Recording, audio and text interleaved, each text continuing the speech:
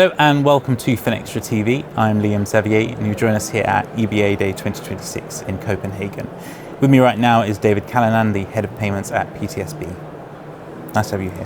Thank you. Thanks very much. Now we're going to be talking a little bit about trust and reliability. It's a crucial part about payments right now. Do you feel like that's improving at the moment? I do, yeah, and PTSB, actually our purpose is to work together to build trust for our customers and our community.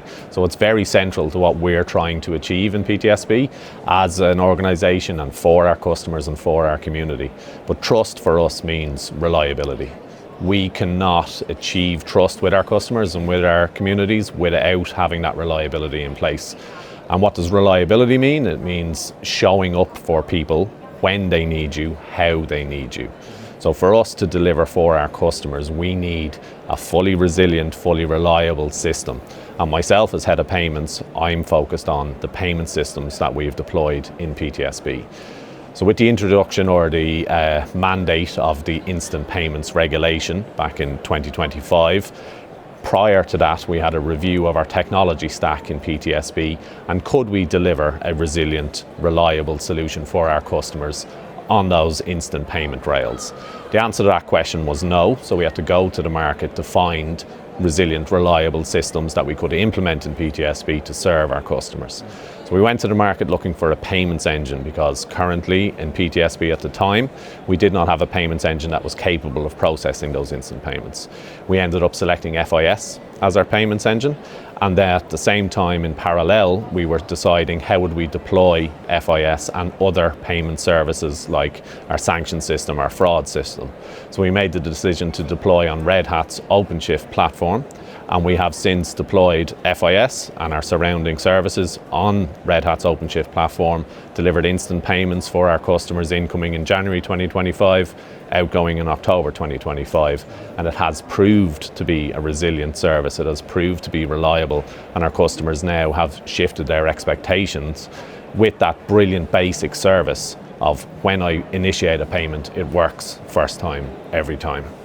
So it's critical for PTSB to continue to serve our customers in that manner and continue to build that trust and maintain that reliability. And from your experience within banking and the SEPA regulations especially, what would you say is key when it comes to strategy and pushing towards this transformation without being disruptive? So for me, it's quite a cliche, but the only constant is change, and especially in the world of payments, there is constant regulatory updates or advancements in technologies that shift customer expectations. Our customer needs never change. They need to get value from A to B. That need has existed from time beyond where we first started bartering and trading.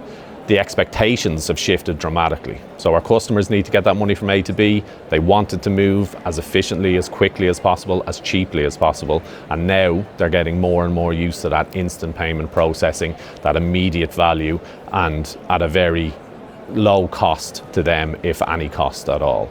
So when we talk about transformation and the payments transformation we've gone through with the implementation of FIS and OpenShift, that is disruptive.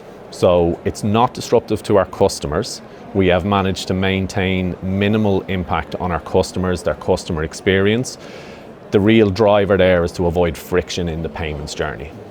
So can our customers initiate a payment on our mobile app without friction, or at least with minimal friction? The introduction of verification of payee was a real challenge to overcome there, but again, we managed to do that. The disruption that we really experience when we talk about a transformation program like our one is in technology and in our internal staff. So the technology disruption we view as a positive.